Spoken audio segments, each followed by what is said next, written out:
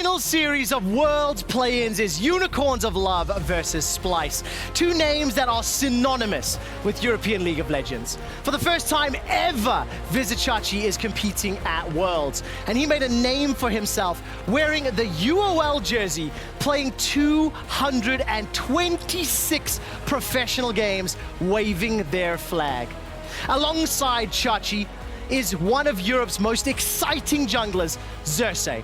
He wasn't able to play at Worlds when he qualified with Dark Passage because he was too young. But his performance was strong enough for UOL to import Xerxes to the LEC. And today, he stares down the barrel of the team that put him on the European stage. Splyce and UOL competed against one another 26 times. And the only time they ever faced off in a best of 5 was the regional qualifier finals in 2016. Splyce defeated UOL 3-2, and they went on to compete at Worlds. The beautiful irony of this series is the former frontmen of the UOL now play for the team that prevented them competing on the biggest stage at Worlds, when they were truly the closest to earning it. Mr. Splyce, the franchise player Cobby, is the only remaining member of the team that stopped Chachi and Xerxes competing at Worlds in 2016. He is still on Splyce, and these former enemies are now allies, as Cobby and Splyce are the favorites in today's series. Former UOL friends Chachi and Xerxes are looking at the org that they called home and the coach that believed in them in a do-or-die match that will live on in history. This is not an all-European best of 5, not anymore. This is the LEC versus the LCL, and only one can be victorious.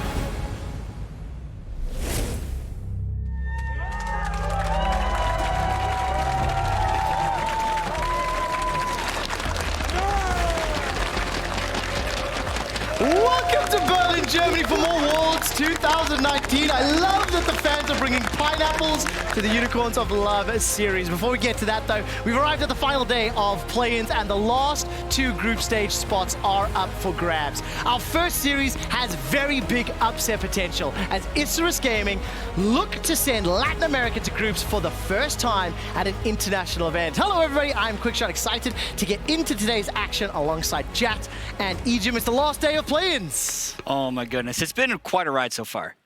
The results, the surprises. Have you enjoyed the journey thus far, Ejim? Yeah, 100%. First time. You know, it's been a bloody good time, and upsets all over the place. I don't think anything's going as planned. Yeah, we say that, but then all the Pool 1 seeds have done nothing but top their group and win their best of 5s. But don't you think it's fair to say the manner in which they topped their group? Completely unexpected. It's been a journey getting there, but maybe it was the expected destination. Let's explore that journey for a moment, because yesterday, LCK and LCS, their number 3 seeds, they were promoted to group stage.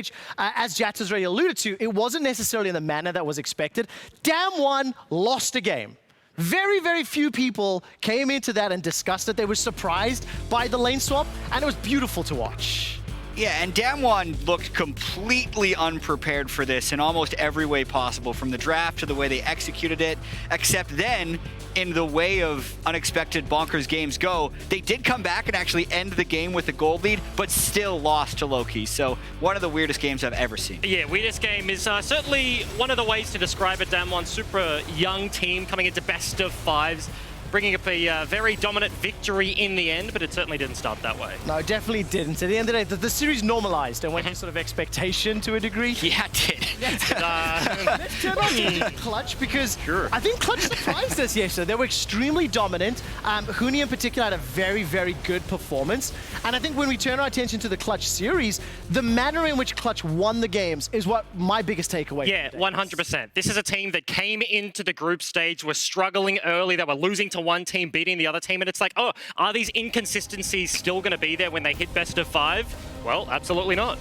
Yeah, I mean, they're consistent against one team, right? They're consistent against the team they ended up matching up against, which was definitely surprising. I mean, we know that Royal Youth actually said, hey, who'd you want to face? They said Clutch. Yeah. So they had even scrimmed against them. We heard Clutch say that, hey, they're actually pretty good. They were close scrims, so we would have preferred to have someone else, but they did definitely execute, and I think a big thing for them was Lyra played decently instead of awful, and I feel like Lyra played awful in their group stage loss. Yeah, and I think also the fact that the entire team rallied around it. Like in that matchup versus the Elise, everybody was targeting the opposing jungler. All of the time was spent in the enemy red buff. It was like 18 minutes. He gets his first red buff and the hands are closer. That's going to be a super bad time. We were playing the red buff tracker on the analyst desk of actually seeing just how late it would go. But Jet, does this bode well for Clutch Gaming looking forward to the group stage, seeing that they find their feet, or is this just a mismatch of opponents? Honestly, I don't know. It's so hard to tell because we know that if things continue to, quote, go to chalk, there are reasons for this, but Clutch would be in Group C, which is a really, really hard group for them. It's a story we've also told before with teams coming out of the play-in stage. Oftentimes, it seems like we underrate them because we have this expectation that, like, well, if they were weak against this team, then there's no way it'll translate to success against a better team, but actually the correlation just doesn't really seem to be there in a lot of ways, so I don't know. And that's the big thing for me in terms of like League of Legends analysis from the outside in. When you speak to players, like it is all just feel and like feeling out your opponents, playing against one team. I think a lot of the teams also like coming through the play-ins are the teams you expect to fluctuate based on strength of opponents. So it really is hard to like take too harsh criticisms of what we've already seen. It's going to be super fun because at the end of today's broadcast, we will be drawing the 4 victorious teams from the knockouts, play-ins knockouts into the respective group stages, and there's only a certain number of ways that this can go because, of course, you can't have 2 teams from the same region in the same group. Yeah, so we know for sure that Damwon and Damwon's going to either Group B or Group D, which is the thing that I really draw my attention to as far as this goes. I think if they go into Group D, it makes it quite a fearsome group. Personally, before the World Championship, I felt like there were probably 10 teams that are really going to be fighting for the top 8 spots in the quarterfinals, and that was going to be the 3 LCK teams, the 3 LPL teams, 2 NA, 2 EU. And if Damwon slots into Group D, that means there's only going to be one of those teams in Group B, which will make it really wide open. So I'm really crossing all of my fingers and saying, Damwon, please go into Group B at the end of the day. In South Africa, we say you hold your thumbs if you're looking for luck. That feels like... I know, I don't know why. I mean, that's very aggressive. This is much different. It would be very interesting to see what happens in Group B if that happens, you know, one of these other teams, because then all of a sudden you get this like group of life scenario.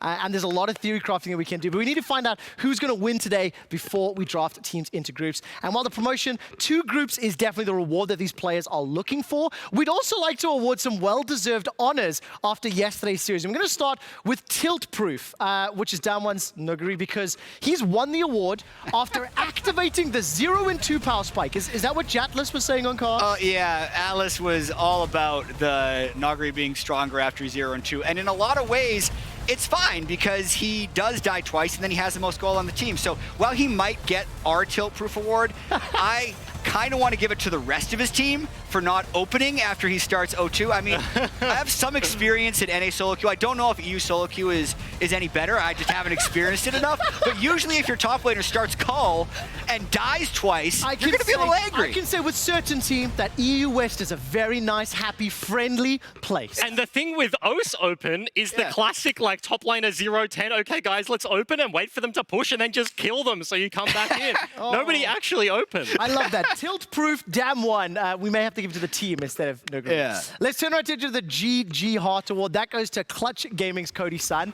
When we turn our perspective to this, Huni's the one awarding him the honor.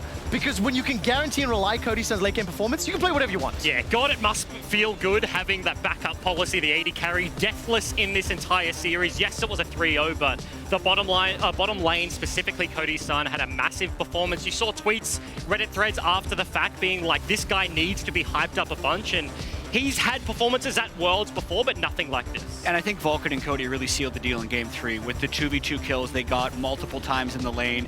This was actually after they'd already been able to get a kill earlier on in the laning phase. So they really took that last game into their own hands. It was a beautiful series to watch. I think all the wins were sub 30 minutes from Clutch, and Cody Sun, he gets the GG hot. Right, we got one more award. It is great shot calling. This is going to go to whoever decided the low-key lane swap, the double demolish.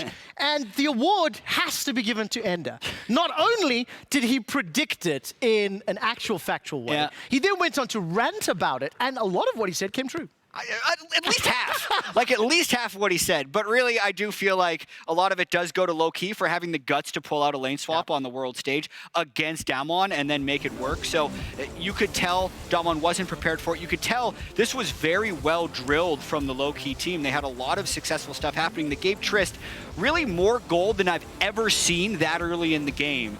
And I actually would challenge, I couldn't find it myself, our stats people couldn't find something of when a Trist has been that more fed that early. I don't have the best way of saying it. He was mega rich. I was also debating with the analyst as guest on the day whether or not the statement, when was the last time a Korean team lost to a lane swap, was going to be a fair statement to Back when lane swaps happened and it was a Korean team who beat them with it. Well, there you go. But it was really fun to watch, and like that game was crazy because despite the huge advantage that was generated early on, still kind of lost it in the mid game. Needed to have some drama at the end to pull it back, and there is our play-in knockout stage day 1 award ceremony. We do want to move on and talk about that lane swap a little bit more, and Egypt's actually going to break down some of the nuances that made it work. Yeah, absolutely. It's not a strategy we've seen for a very long time, but we will take a look at the what, how, and why of what low-key pulled out to get their upset victory over Damwon. So history-wise, Jack kind of alluded to it. Lane swaps, they have existed before. It's not a new thing, but is kind of new in 29 League of Legends. And the reason for that is the fortification of turrets. Top turret is just straight up tankier than the stuff on the bottom side of the rift. So in terms of putting your bot lane up there, it's just harder to take plates and harder to take down those turrets. So the goals of a lane swap traditionally were to hide weak side lane matchups. Noguri on his signature Vladimir into an Ornn. That's exactly what you want to get yourself away from. And also to accelerate a carry. In this game specifically, it is going to be Celebrity on that Tristana. He goes top, gets a bunch of gold, as Jack was alluding to, and then is taking over this game.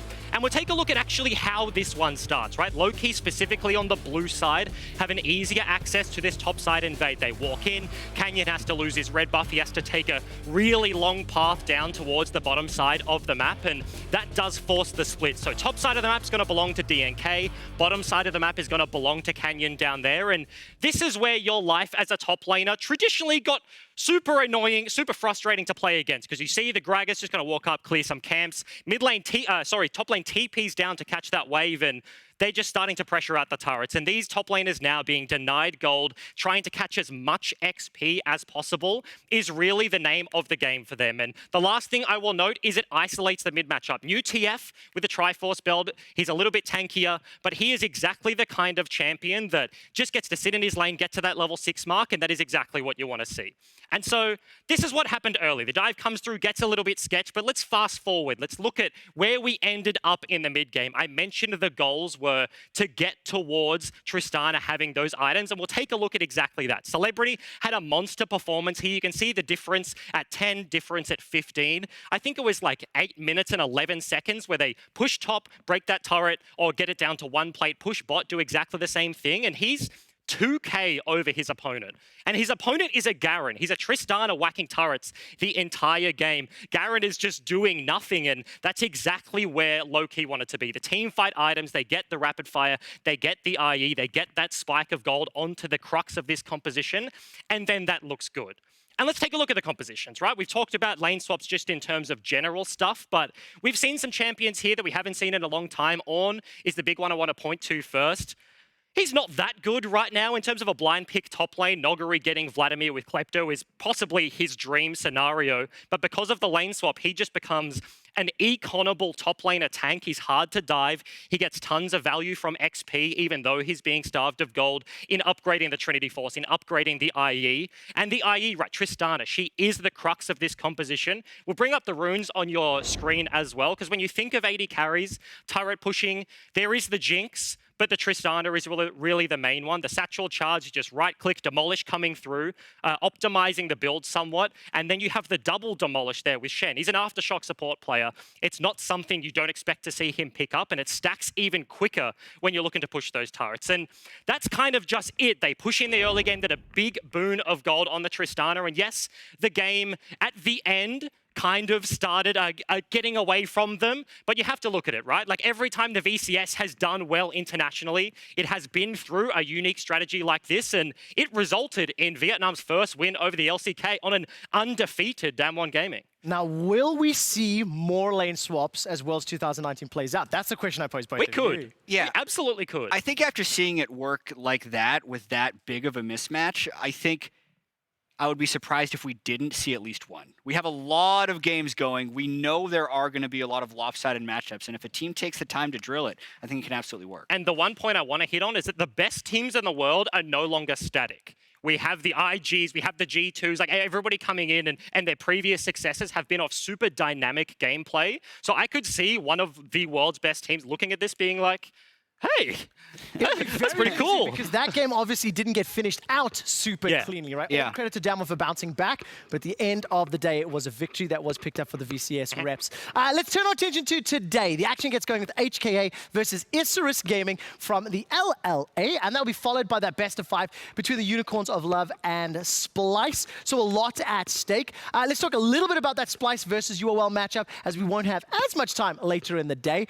It will be before we jump to that's right. It'll be UOL versus Splyce. European representatives, they came out swinging. They lost some steam between day 1 and day 2. So, Ejim, let's talk about Splyce and the day-to-day performances that we saw. Yeah, I think you're definitely correct in that assumption, right? They are a team that can be super interesting. One of the slower ones coming into the tournament. Like, you watch the LEC and that's exactly what you expect. And the slump was there, but we've seen teams already bounce back in the best of 5 stage. So what do they show up like today? Yeah, and I wonder if they're going to default more towards the type of team we ended up seeing in the LEC, which is going to not be an incredibly active team early on in the day. And I think even though they did build up a lot of confidence in their first day of group stage, which was day 1, in day 3, there's a chance they lost some of that confidence. And if they start this series shaky, there's definitely some room for an upset. Now, their opponents, Unicorns of Love, definitely an interesting group. They managed to beat Clutch. They lost to Mammoth. That was the rock, paper, scissors group. Unicorns managed to make it in the tiebreaker. They stepped up. They've got some unique picks under their playstyle. Yeah. It's something that they're quite famous for historically and even within the LCL. Yeah, and like Edward in his interview, he's like, how do they know what we're going to draft if we don't know? And obviously, it is a big joke, but they are going to be the ones to introduce volatility in this matchup. The bottom lane specifically, you have something super standard in Mr. Splyce and get me to team fights, get me the gold leads, and I will win the game that way, versus Heimerdinger Fiddlesticks, just flash fear, blow you up in a grenade cooldown. This is going to be an exciting side of the map to watch. Yeah, and I think No Man's is legitimately a force to be reckoned with in the mid lane. So the picks that I'm looking at in this series is going to be the Kayle mid and that Heimerdinger bot lane, and whether or not Splyce is ready to deal with those things, because we actually know that Splyce decided to start the series on red side for them. So if you're thinking about red side bans, Pantheon seems like a must. Syndra? Qiyana oftentimes seems like a must, though, just because we've seen UOL succeed with that as a jungler. Syndra is another one that they would want to play bottom lane because they like made his bottom lane. It does mean that Splyce is probably going to need a way of actually dealing with one of these champions on the Rift, and I think that's potentially a problem, because I think No Man's Kayle could be a very big pick this series. I also think the Qiyana from a Splyce perspective is also an important pick. Not only have we seen UOL use it, but Xerxes used it particularly well. Humanoid added some really great assassin performances to the end of the season when he was stepping up for Splyce. So draft could be insanely crucial as this game is going to play out.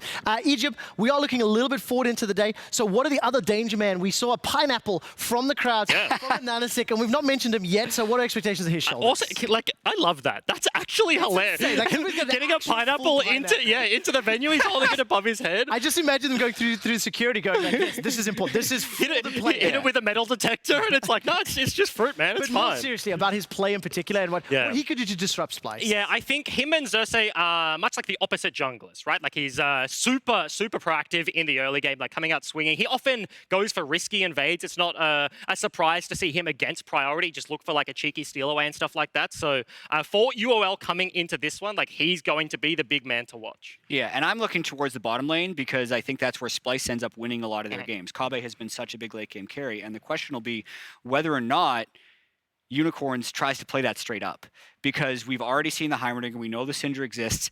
I think there's potentially a lot more stuff out there if UOL has committed to going down that direction. They haven't had that long since the group stage, and we know that their fallbacks, especially in their tiebreakers against Mammoth, against Clutch, did end up being traditional marksman. But if they really wanted to commit and they were willing to say, we're not going to beat them straight up in 2v2, I think that would be fascinating to see. And that's the thing, right? Like we kind of alluded to the side selection earlier, but I think it is super important. Like as the series and just play-ins progresses overall, we saw the best of fives yesterday. The ability for flexibility on red side, like yes, you do get more, like you get the 5th pick to round out whatever you want, but the bans are proving super difficult for teams to deal with, and like selecting sides is going to be very important. Going to be insanely crucial, and of course, just a reminder, the number 1 seed will get side selection in games 1, 3, and 5. Let's turn our attention to HKA versus Isurus, and for more on that, Law standing by with Odi.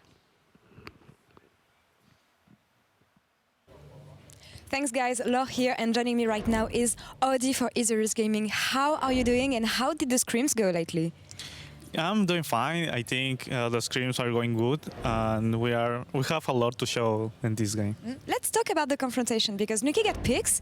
I know that Crush played a lot of Lee Sin. Do you think you could focus this pick? Either you play it or you ban the champion, maybe? I don't think his Lee Sin is going to be a problem. I think we have a lot of chance to just counter him. So yeah, we don't think that his Lee Sin is going to be a problem. Gotcha. So which champions should you be careful about?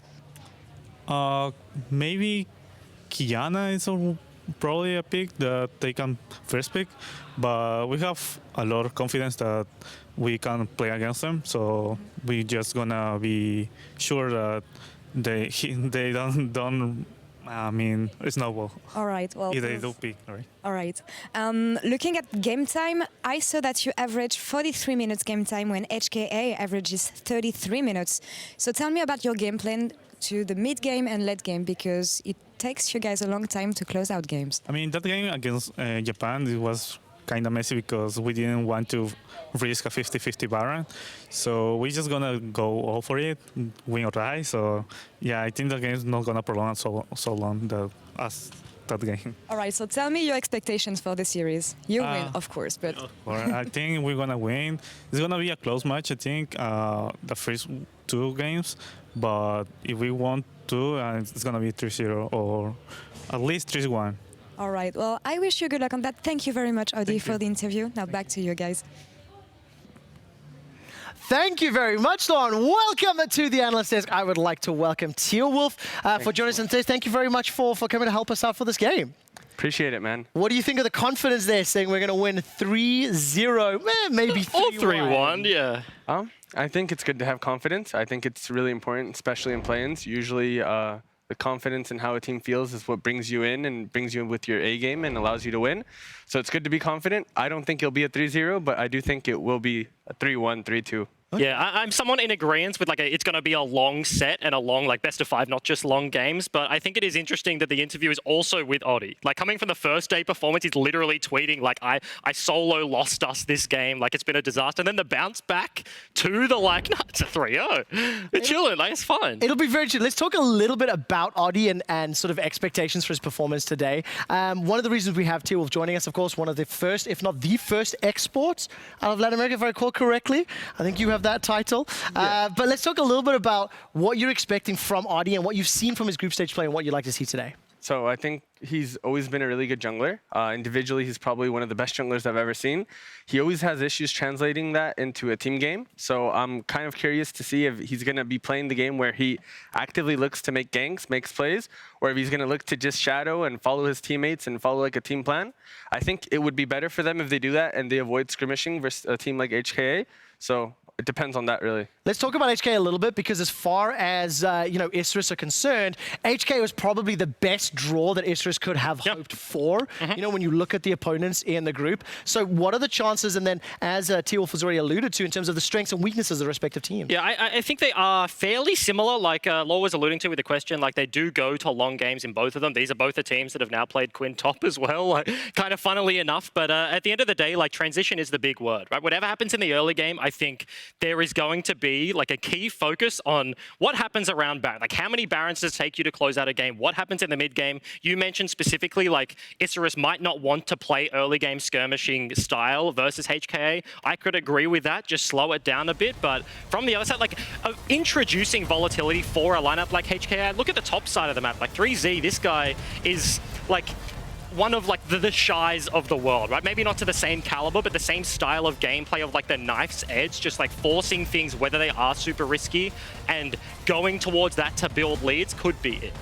Now, we've talked a lot about some of the late game expectations, T-Wolf, and you've mentioned it already, but when we were talking about the late game times or the longer game times, what is your expectations for how these teams are going to play and then how they're going to close out?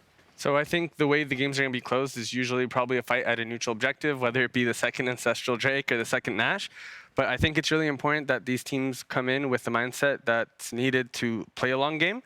I don't think that either of the teams getting a lead in the early game will be able to close the game. So I think if they find a way to either play a good side lane or find a good way to group up and fight the objectives they need to fight, set up traps, good flank TPs, I think that's the way they're going to win the game. Now, what's your take on Warangelus? I want to dive into one specific player. I think you've played against him in finals before as well. So knowing your history and seeing how he's performing on the big stage, we have been impressed. Have you? Yeah, I mean, I'm really happy with how he's played. He's a player that plays with a lot of confidence. If he's confident in his play, he will E-forward with Ezreal. He'll generate those plays. I just feel like if his team that day does not follow him, as good as he looks, he can also look bad. So hopefully that he brings his A game, his team follows him, and he can generate the plays he needs to close out the game. And I really like that you hit on like mentality, right? Because like coming from pro background, it is like it's all that matters. You get to game days, like what happened in groups, that's now like a couple of days removed. It's like a different opponent. You didn't play them in the group stage of play-ins, and confidence is super big in terms of like predictions and stuff for the series as well. We've both said like maybe it will be a close one. Oddie was super confident in a 3-0, but like I'm expecting very differing games than what we saw yesterday. Like a first game slip up for Damwon into basically a 3-0 after that, and then Clutch just straight up. This will be much closer between these two. But we do feel that today's matchups, both of them should be more competitive, right? When we actually look at the opponents, and that's the expectation. We've not touched too much on Hong Kong Attitude and some of their, team fighting. We've sort of came in and saying, we think they've got worse team fighting in ISG. We also don't think they're really going to be able to split push. Is that something that you agree with? And we can see some of the stats between the 2 days of groups play they had. So I think that their team fighting style is different. I think that HK are really good at skirmishing and fighting, small fights. I do think that ISG are really good at the 5v5. Okay. I think draft is going to be really important. HK has been giving a lot of priority to Rakan, so it's going to depend on what ISG has as a response to that. I feel like Nautilus is good in laning phase, but what's going to happen when they're playing 50, 60-minute game where Rakan is going to be 10 times more useful? So I think that the priority on Xayah Rakan bot lane today is going to be really big, and either they're going to have to ban it or find a response to it. T-Wolf, how do you approach drafting strategy if we assume both teams know this information, if we assume you come in and then you obviously have to prepare an answer to the Rakan, but what goes through the conversation process and how you find what that answer is? So I think there's two ways you could do this. You could either give them the Rakan and play red side and look to counterpick maybe top lane, play around there, or you could just simply ban it out and see what else they have to offer. I think there's not many other supports in the game nowadays compared to Rakan that has the explosive engage that he has. So if you ban Rakan, maybe you could have Nautilus versus Thresh or something like that in the bot lane, which could be a lot better for a 40-minute, 50-minute game. And that's kind of the thing that skews, right? Like in terms of just champion strength in general, and then you apply the context of like lack of closing games, like not being able to transition lead. It's like, where does the meta actually land? Like we've seen Syndra's be super successful already in the group stage, but it's like, is she actually going to be relevant once it gets later in terms of like jungle priority? Like if you're picking the Lee Sins of the world, you saw in the montage just there, like Crash ganking bot gets flash kicked him into Narnia, and it's like, is that a good idea? What I loved is you just said, where does the meta land? I'm going to quote you, Marta Cannon. I'm going to say, play your game. The meta lands the way you can beat your opponent. We're a minute away from game number 1 of the final day of Plains, and I need predictions from both of you. Who will win this series? What is the game score, and why will it be that way? Okay, I'm going to go with a 3-2 to Isurus. I think it's going to be very close, very long, but eventually I think they are a little bit of a smarter team. They should be able to figure it out as this one tracks onwards, and that will be the edge. Tia Wolf? Yep, same thing for me. 3-2, ISG. I think they're a better team in mid-late game. I think they're going to be able to punish the rotations. I think that their strengths today lie in the right places. I think that if Bugax wasn't playing as well as he was playing today, they could have maybe lost the game through there. So I think that they have a really good matchup. I think they have an edge, and I really think that they're going to win today, 3-2. Well, there we go. Analyst Desk is in favor of Isurus. HKA failed the last time. They were in the knockout stage. Let's see if history will repeat itself.